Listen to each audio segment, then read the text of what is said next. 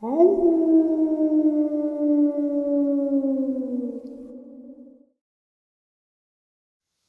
greetings and salutations, everyone. I hope everyone is still doing well, and welcome to this night-ending bonus upload. Before we jump into it, a couple links. As many of you know, I rely on Patreon, PayPal, channel membership, and the merch to help the channel to continue to grow and go. Links to Patreon, PayPal, and channel membership is in the description below. Merch is displayed directly under the video. Also, Dogman Frightening Encounters, Volume 1 through 3, the audiobook versions. They were written and researched by Tom Lyons, narrated and produced by me, Jeff Nadolny. Those audiobooks are available on Audible, Amazon, and iTunes, links to which are also in the description as well. And finally, last but definitely not least, if you'd really like to help support this channel to continue to grow and go, simply subscribe. It does not cost a cent. Click the like button, takes half a second. If you don't want to miss out on any of the informative uploads that I put out daily, click that bell icon, and folks, please leave a comment. Why? Well, because all of these things really do help the channel to continue to grow and go. And folks, they definitely do matter. Now, everyone, I have taken far too much of your time. Let's jump in to this night-ending bonus upload, shall we? All right, everybody. Today I have a subscriber with us. Her name is Holly, and she is from Northern California. She's taken some time out of her day to share some of her experiences that she has had. I've talked to her for a little bit. Definitely very fascinating person. I've had a great conversation with her. Holly, how are you today? I'm doing great, Jeff. How are you? I'm very well. Thank you for taking some time out of your day to come on and share some of your experiences with us. I'm going to turn the floor over to you. The only time I may interrupt is if I have a question or, I'm something pertinent, like, oh, well, how tall was it? Something like that. But other than that, the floor is yours. All right. The first experience was we had one of the farmers, they had lost probably about 15 goats and probably about 30 lambs. We were told that it was a pack of dogs. Now, I've been living in this town for 9 years and have never seen a pack of dogs.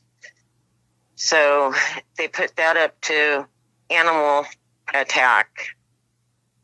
So one night, my kids got home late, around 11:30, 12 o'clock, and something had caught their attention down the street, so they started walking towards it.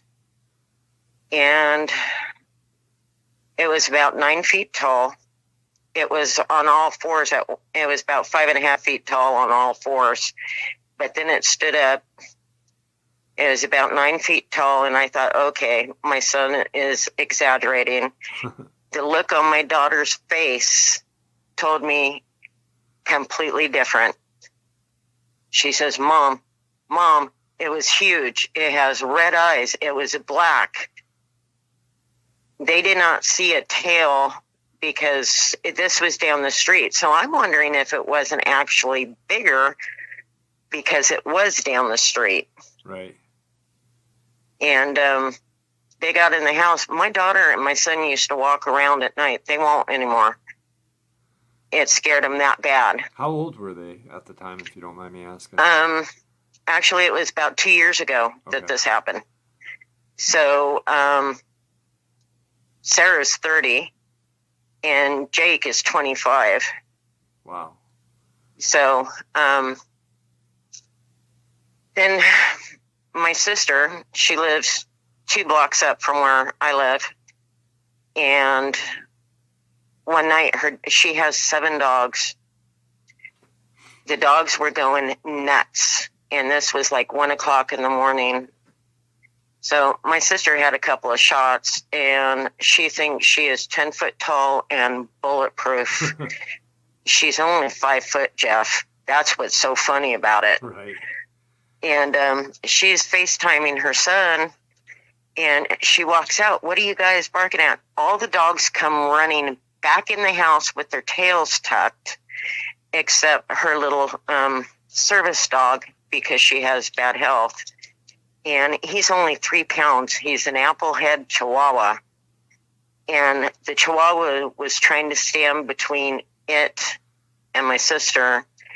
And she goes, "What the hell is that?"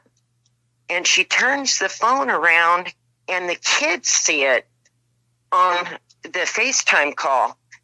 They see the thing. Now, they have an 8-foot fence. Uh-huh. This thing's head was standing about a foot above that. And it started to growl at her. Her kids are screaming at her, "Mom, Mom, get the fuck in the house. Mom, it's growling at you. Get in the fucking house now." And she said that all she saw was a black outline.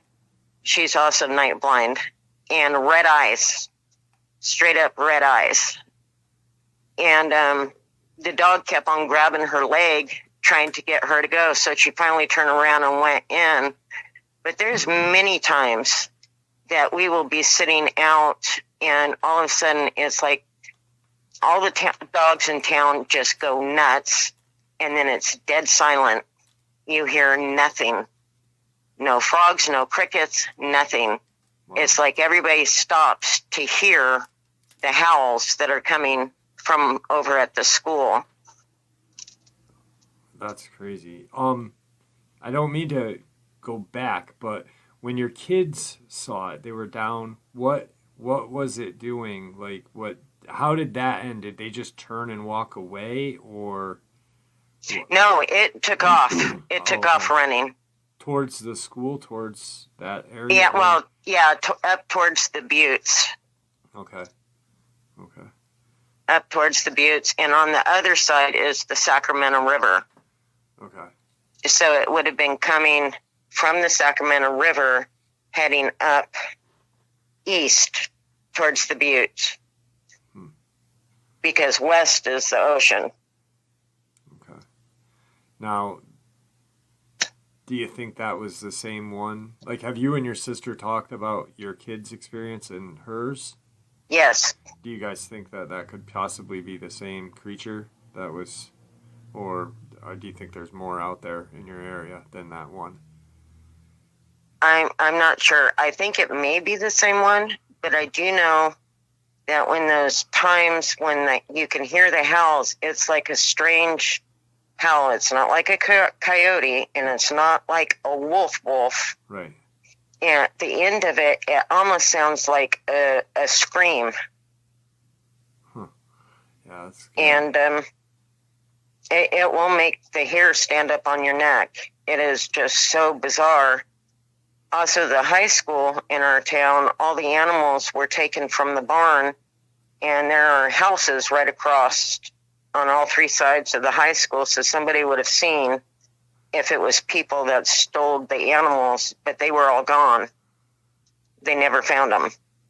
Really? Wow. For the 4-H. Yep. So we're talking horses and stuff like that, chickens, yep. I'm imagining. Yep. And, wow. Cows, pigs. Now, for people that aren't familiar with the buttes, what is the buttes?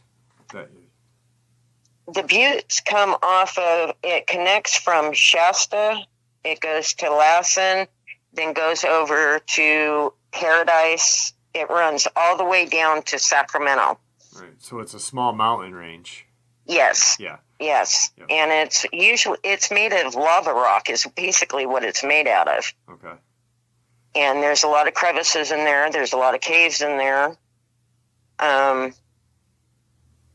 It's a beautiful area, but I know that I wouldn't go hiking the buttes after knowing what I know now. Yeah.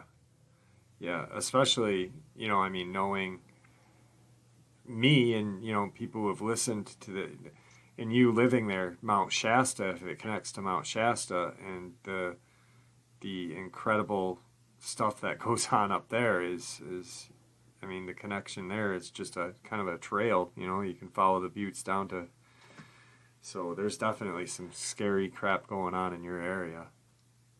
Oh, yes, it is very scary. And like I said, when you hear those howls in the middle of the night, because I have insomnia, So I'm up, and unfortunately I smoke, so I go outside for a cigarette. And you can hear them off in the distance, and then you can hear, like they're getting closer to town, you know what I mean? Yep. It starts getting louder and louder. And it's like the animals know. I have an 89-pound boxer that she is absolutely fearless. And I have seen her tuck her little nub and went in the house when that has happened. Yeah. So they sense something. Yeah, all animals definitely do, especially with everything going silent too, That's insane. Wow. Now, you shared with me something about some geese. Oh, yes. About 2 or 3 months ago, in Chico area, there was a field of geese. There was like approximately 30 to 40 geese that had been slaughtered. And they were everywhere. It wasn't like a hunter that was cutting out the breast and stacking them up. Right. Not only that, it wasn't that far out of town. There's a lot of residential area. They would have actually heard the gunshots if it was hunters, but they tried to blame it on hunters. And I looked to see if I could find any pictures so I could see the actual pictures to see if the chests were just ripped out or their guts or, Yeah. anything like that. But they didn't take any close-up pictures of them. They just took a picture of the field with all the dead geese. That is absolutely terrifying. I mean, it's like the media, once again, media, government working hand to hand. We got some dead geese, blame it on the hunters, but let's not show them any pictures. And usually with things like that, there's usually pictures shown, because if a hunter went out with a shotgun, bird shot, would just, it wouldn't be that graphic of a picture. It would just be a field of dead geese. Or like you said, stacked up. That's very, very strange. It's a very... Let me tell you something. I have geese. I had geese. Right. And if somebody was coming onto the property, they first would charge that person. And if the person didn't back down, they would take off. Right. They didn't just stand there. Yeah, they're not... Geese for a bird is... farmers have them as like guard dogs sometimes, I've heard. They're very fearless. Yes, they are. And they will beat the crap out of you with those wings. Yeah. That's crazy. There's definitely something going on in your area. I mean, we've talked for a while, so there's a connection with a lot of just weird stuff going on. You had an encounter with a friend or a sis, I guess, that you were going to share with me? Yeah, that's the one that was behind the chain link fence that was 8 feet tall. Yep. And the beast stood a foot over the chain link fence. Okay. The kids on the phone could clearly see the thing through the Zoom call, or not Zoom, it was a FaceTime call. Was it a Dogman, or could they make out a muzzle, or was it a squash? No, I don't think she could really make out a whole lot, except it did have pointy ears. She did say that. Okay. She said that it was massive because she's kind of night blind. Yeah. So what she saw was kind of a blur, except for the ears. And the growl, I mean, the thing was loud because she didn't walk right up to the fence. She was kind of back. What the fuck is that? Right. Asking the kids type thing, and the kids yelling at her. Yeah. So, and the kids swear it was a Dogman. That's absolutely terrifying. I mean, it's right in your backyard, on top of your kids seeing one as well. Mm-hmm. It's just, and like you said, there's not a lot of woods in your vicinity. You know, there's the river and the buttes, but it's just, I mean, they're obviously using the Sacramento River to travel. Like they love to, you know, use waterways as like their roadway. So on top Oh, yeah, because the brush is very thick through there. Right. And you've got a lot of unexplained people going on up there too. Like just missing people and stuff like that. So I would love to actually get a real number of how many of the homeless have gone missing. But it's almost impossible to get that information because we hear people say all the time, where's so-and-so? I haven't seen so-and-so. And it's like, I don't know. Maybe they moved on. Right. But, I mean, most of the homeless people have been here for many years. You know, it's not like they're transient homeless people. You know what I'm saying? Yeah. This is their home area. They feel comfortable there. Yeah. Yeah. I mean, mean, like I said, I really wish what the true number was and to find out what the hell happened to these people. Yeah. Yep.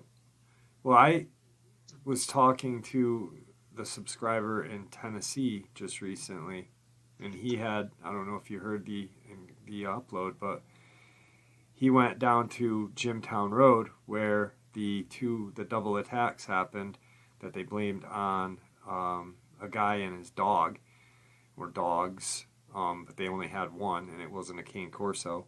And he met up with a homeless guy, and the homeless guy told him, you know, you be careful because that thing will come out of the woods and knock you right off of your bike. And the guy who I was talking to had to think about, well, this poor guy lives out here and knows what the hell these things are. And they don't have a wall around them to protect them at night. You know, they have no sort of protection, the homeless. Right. And it's easy pickings for whatever is out there. Exactly. It's definitely, it's sad, but, you know, like you said, there is no, because the FBI or the local police, they almost look like at this as being kind of not a blessing, but it's just one less homeless person that they have to worry about, one less vagrant, you know? They see them as non-people, and that really pisses me off. Yeah, absolutely. These are human beings, and I find it absolutely disgusting that nobody really looks into their disappearance. Right. Because they are homeless. And it's like, this isn't right. These people have been here for years. Why would they just disappear?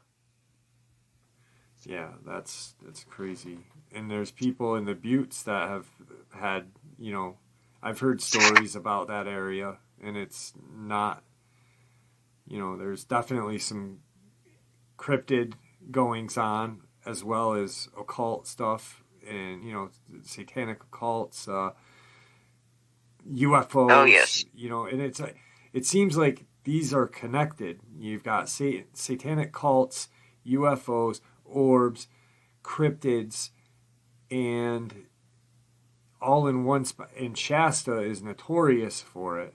And, you know, up Northern California is known for its weirdness. So, oh, well, California is weird anyways. Yeah. But there is a lot of weirdness up here. Yeah. We're talking about something that you went on a hike or something and you knew it was time to go or something like that. Oh, yes. I went up to Lassen to do some fishing on Hat Creek. Now, how far, where is that? Can you roughly, like, where, by Shasta or? You can see Shasta from Lassen. Okay. I would have to say it's, if you go overland, you'd be flying wise, you'd be there in like 15 minutes. Okay. From Lassen to Shasta. But we all split up when we go fishing, and I started heading down the creek, and I went into some thick brush, some pine trees and such. And as I'm throwing my lure in and pulling it out, it's like something just was creeping me out. I had the hair stand up on the back of my neck. I had a feeling that I was in severe danger and I needed to leave now. I'm not a chicken. I carry a firearm anywhere I go. But I just had that feeling, you need to get out of here, girl. Right. And so I did. Yeah, we have instincts that tell us when we're in a bad situation. Absolutely. And people need to learn to listen to those instincts. Absolutely. I agree 100%. It's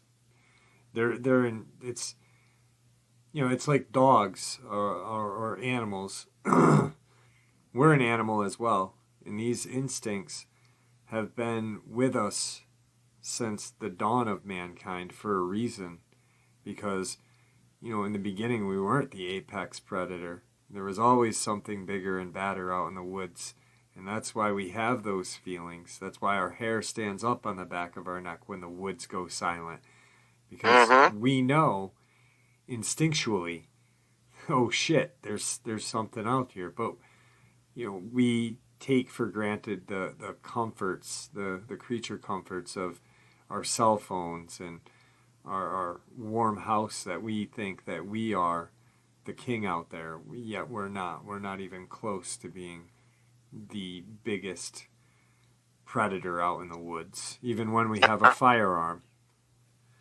No, absolutely not. It's sometimes you come across something that's bigger than your 9mm.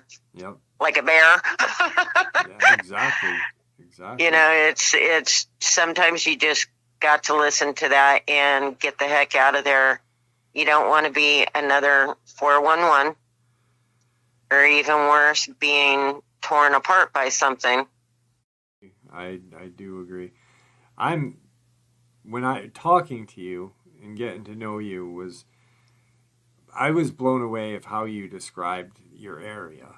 And then to know that there's all of these little, not little, but, accounts that have happened. Your kids see, and like you said, it's almost like there is no woods there. There's a riverbed, the river and the school and stuff. Is that these things are just lurking around, unnoticed, by human eye, and doing what they need to do or what they can get away with. And it's mind-blowing to me. And Jeff, I don't know if I brought this up to you. Down where the kids saw it, there's a guy down there on the block. I won't say his name. But he thought he called it a hellhound. I think he saw a Dogman, because the description he gave me of it, he said it was one big MFer, and that it growled, it had huge teeth, and it had red eyes, and it was black. I think it's the same one that the kids saw, that Sis saw. The guy won't even go out on the river at night anymore. He used to go out all the time in his boat and go fishing. He won't anymore. So was he fishing and he saw this? How, if you don't he was coming home from fishing. Okay. And he saw it right where I told you that my kids saw it, was in that little promenade area, what used to be the promenade in the 1800s, which has the Indian mound there. Yeah. Yeah, that's interesting. That is crazy. I mean, you've got an Indian mound and 2 sightings of the same thing in the same 3 area. sightings. Well, I'm saying in that area because you're yeah. But that's there. Interestingly enough, I heard there's a person in Maine that I spoke to. I don't think he shared this. I don't believe he shared this on the channel. He's been on the channel because he's had a Sasquatch encounter. But there's these Indian mounds out in Maine, not clear, not by the ocean, but people think Maine, they think ocean, but there's a lot of woods in Maine, a lot of woods, and apparently where these Indian mounds are, there's either maybe one or two, maybe three tops, but supposedly there's this dog-like creature that protects these mounds. And like you and I were talking, I think there's a lot of misidentification with hellhounds and Dogman because they look very much alike. They're black, red eyes. They like to be near either Indian mounds, cemeteries. I think you're right. I think your analysis on what that guy saw was a Dogman, because it's kind of hard unless it just disappeared in like a cloud of smoke or a wisp of nothing, then it would be a hellhound. But I think you're absolutely right about that being a Dogman. Well, I had asked him, I said, did it disappear in front of you? And he said, no. That's why I said that wasn't a hellhound. That was a Dogman that you saw. When timeline, from him seeing it to your kids seeing it, was it the same year or was there time between it? Yeah, it was the same year, but there was several months. Okay. Now, in between. Your sis's. That was 2 months ago. Okay. So 2 years difference, right? About? Yeah. Okay. Wow. Wow. That's it. That is absolutely terrifying.